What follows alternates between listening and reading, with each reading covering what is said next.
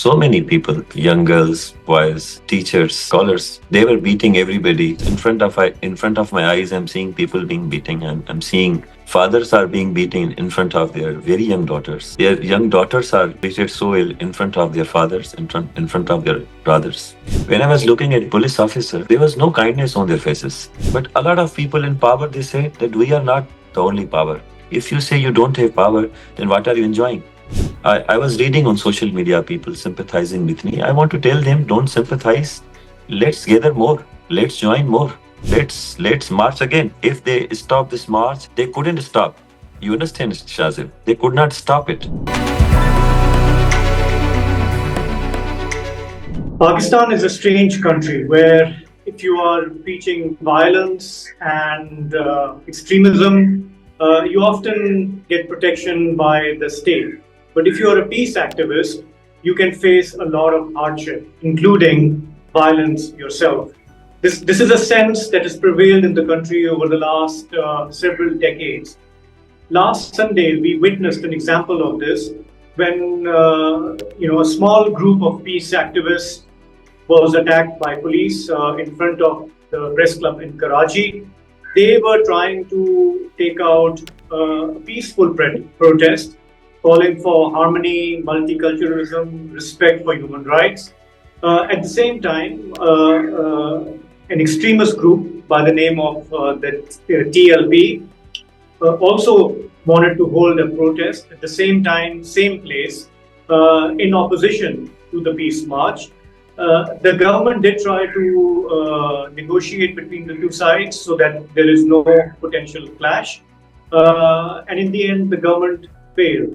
And it took out its frustration on peaceful activists.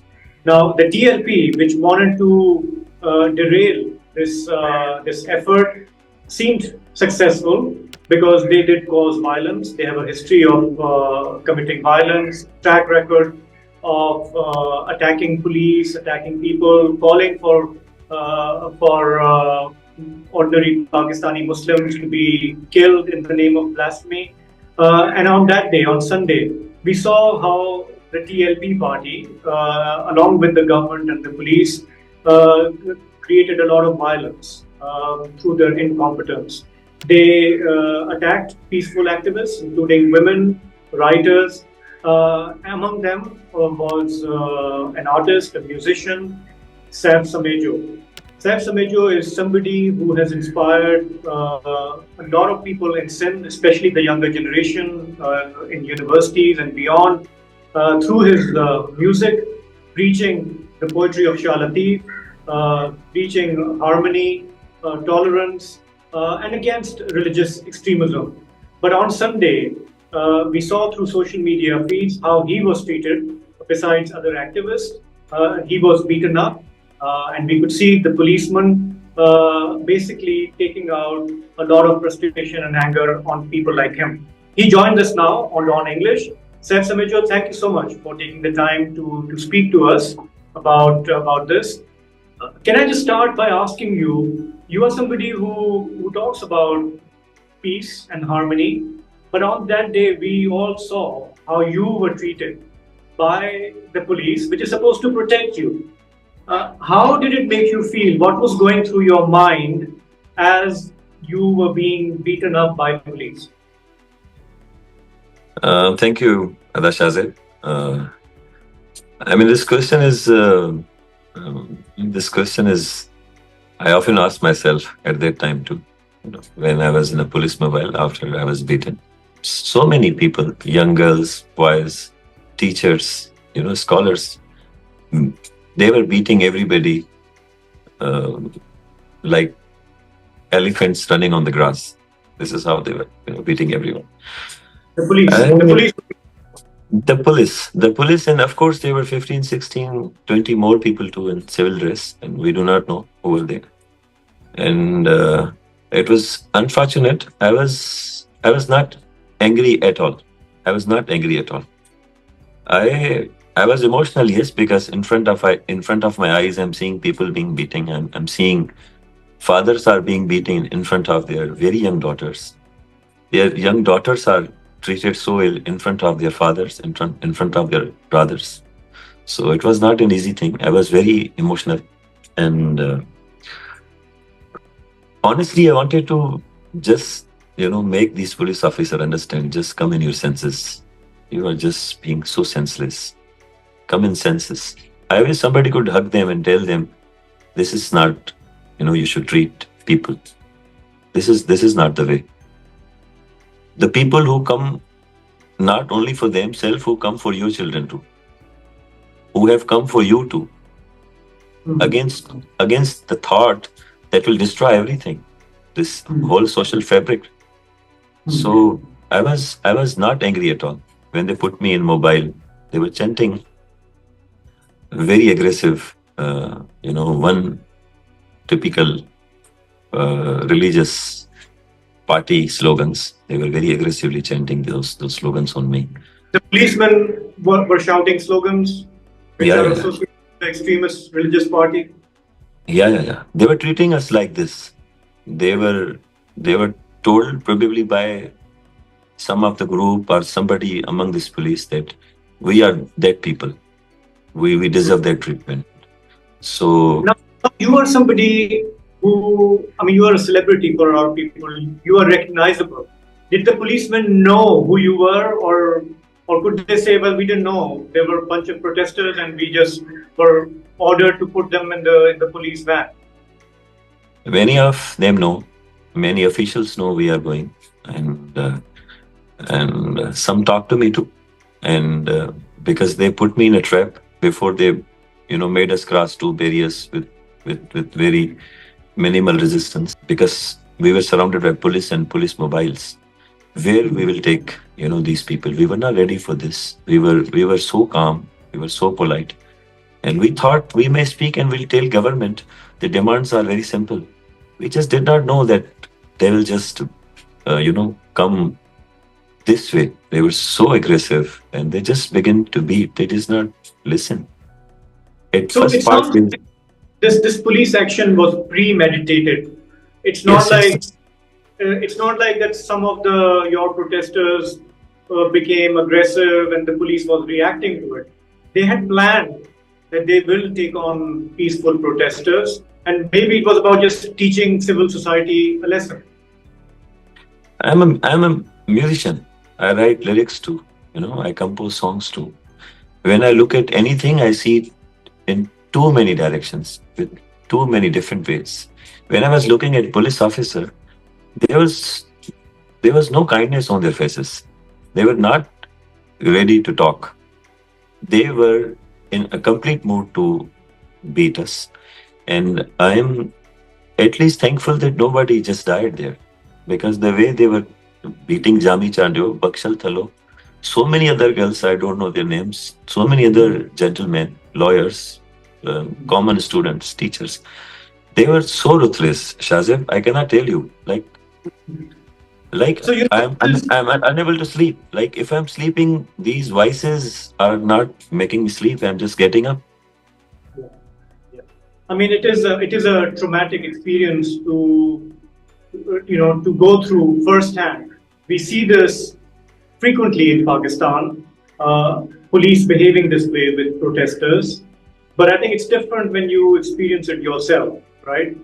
And as you are saying, they don't want to listen, they don't want to talk, they don't want to engage, but they at that in that moment they want to exercise all the force they have to have their way. Now, this happened in Karachi, and Karachi is the capital of Sindh province.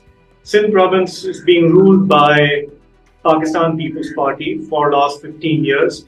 The party and its leadership profess to be a progressive party, inclusive party, a party of tolerance. And yet, there are occasions like this when we see the provincial government coming under pressure from extremist elements and punishing the civil society. Has that made you rethink about how this party, what they claim to stand for, and how they behave on the ground? Um I say that not this incident only made me rethink, because this incident has become personal. So of course it has empowered, my such thoughts, that just do not think that when Pakistan People's Party, when they act, we could witness this progressive attitude. It was very horrible, and they say they are liberal, they are progressive. They say that, and maybe they mean it within their heart, in their mind. Maybe many of individual in them, our entire party may believe this. But when it comes to policies, when it comes to act, it's not that. Probably what they are imagining, what they are believing, what is their legacy, they are getting out of it when their actions are there. Because a police department is under home department. Right now we are particularly talking about home department. It's a duty of home minister to give them clear instructions that peaceful people are coming. We don't want such offense. We don't want police to do police gardi. We want police to cooperate with civil society. We want police to let this march go peacefully, because the moment you stop the march, stop them, and things get worse. I like to say that People's Party has marched when there was 144 imposed, several times when they were not in power, not just one time. All at once, like the march is announced weeks or 10 days before by the organizers. I was the only one to go there in solidarity. I was not the organizer. I went there because the, the cause was better sense to prevail, right? Better sense to prevail. And this better sense should prevail for everyone, for this police too, for People's Party too, for entire Pakistan. Better sense should prevail for all of them. So when we uh, say, are we satisfied? No, we are not satisfied. Because how can we be satisfied with such a cruelty?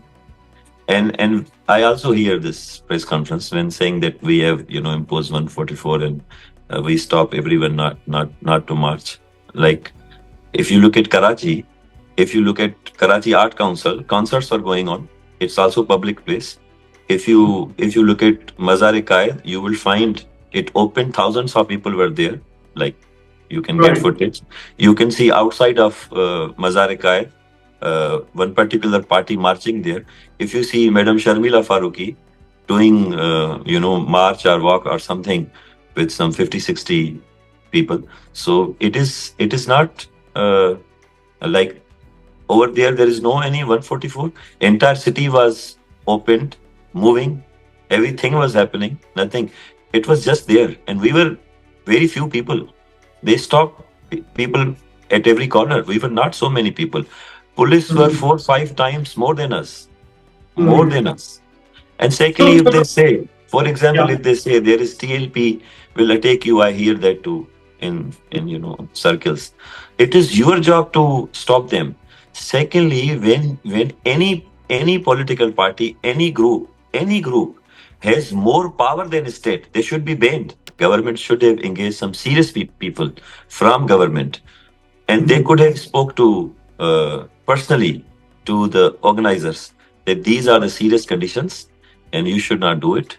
And if they really could have done it, and if really things were so terrible as they are saying, maybe things could have been delayed, but they did not take it serious. That is my concern. I'll be very honest. Like, so many people from Sindh government has apologized me. Even police department apologized me. But I said that's not enough. It's not me. It's society. It's civil society is there, and this apologize is all right. But when it comes to we also acknowledge things in our life as a sensible citizen, because eventually we want a better society. Before talking to you, Chief Minister Sindh also called me, and he spoke to me, and he listened to me. I also listened to him, and I told him that what was the purpose of that march. We wanted to remind government. Sometime we society, come up, stand up, and remind government their duties. When we say chief minister, it does not mean Murad Ali Shah. It means chief minister, the chair. When we say home minister, it's not Zia Lanjar. It is home minister that we are addressing right now. So it is to make you people think about it, to make you responsible about it, that this is a society that you may leave once you are gone. If you think that you are a progressive bride, then let's make certain policies. Though I'm not a politician who will speak like a politician, and I'm not really an activist who will go and actively do things. I'm eventually an artist. I will eventually give suggestion that could help to build a better society for everyone. Yeah, among the demands that the protest had on Sunday was a judicial inquiry for the murder of Dr. Shahnawaz, who the government admits was killed in cold blood by the police, right? And you were also demanding action against the sitting member of parliament in Umarkot who was celebrating the fake police encounter and the cold-blooded murder of that doctor. Did you get a sense from the chief minister that they will ever do something about it, or was this an attempt to just pacify you?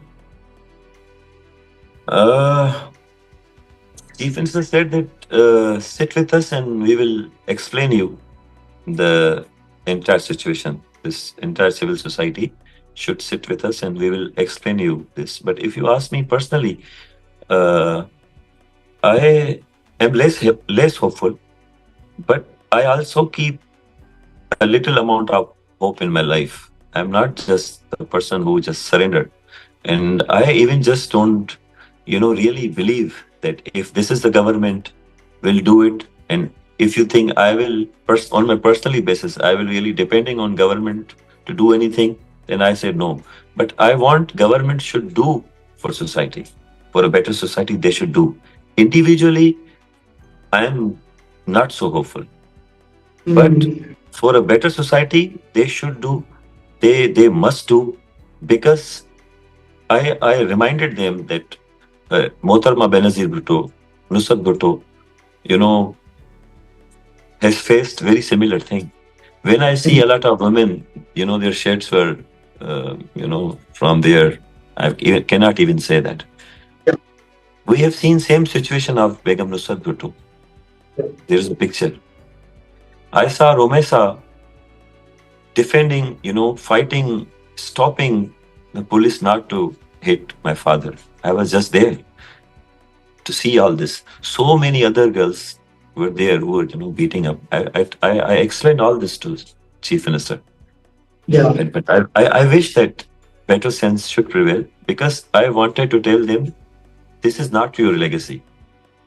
Well, The legacy you were given, the legacy you were given by Benazir Bhutto, by was against extremism.